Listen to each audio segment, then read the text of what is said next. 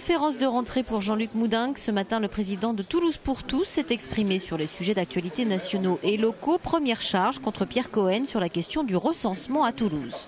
On a été étonnés cet été, les chiffres du recensement pour Toulouse ont été donnés, qui tendent à montrer que depuis 3 ans, il y aurait une progression de 800 habitants par an en moyenne seulement à Toulouse, alors que nous étions sur une progression de 6000 habitants par an. Alors, qu'est-ce qui s'est passé? J'ai écrit à mon successeur, Pierre Cohen, parce que je pense qu'il n'a pas mis les moyens nécessaires pour effectuer correctement ce recensement. Et ce qu'a souligné Jean-Luc Moudenc, c'est le manque à gagner pour les collectivités locales, évalué selon lui à près de 5 millions d'euros. Autre sujet sensible et d'actualité nationale, cette fois-ci le dossier zone de sécurité prioritaire, dossier épineux du gouvernement et dont Toulouse a été écarté. Je suis très étonné parce que nous sommes malheureusement une ville qui a une actualité de délinquance, voire même de criminalité assez chargée, assez lourde. Il y a des petites villes qui sont choisies. Je trouve ça pas normal du tout.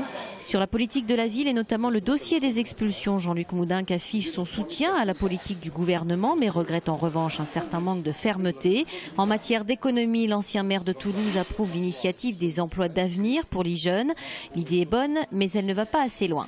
Je trouve anormal qu'on ne mette pas le paquet sur la formation et sur un effort de réinsertion de ces jeunes dans l'économie réelle, et en particulier que les entreprises soient exclues du dispositif. Droit de vote des étrangers, Jean-Luc Moudenc a réaffirmé son opposition sur le sujet. Enfin, sur la course à la présidence de l'UMP, l'ancien maire de Toulouse a souligné la grande différence entre la nomination d'Harlem Désir à gauche et l'existence du débat démocratique à droite. Alors, Copé ou Fillon?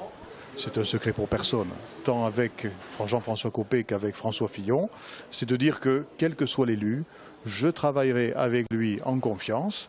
Et donc, dans le cas de ce scrutin, je ne prends pas position pour justement être le garant de l'unité. Il me semble qu'être le garant de l'unité, c'est mon devoir moral. Je l'assume.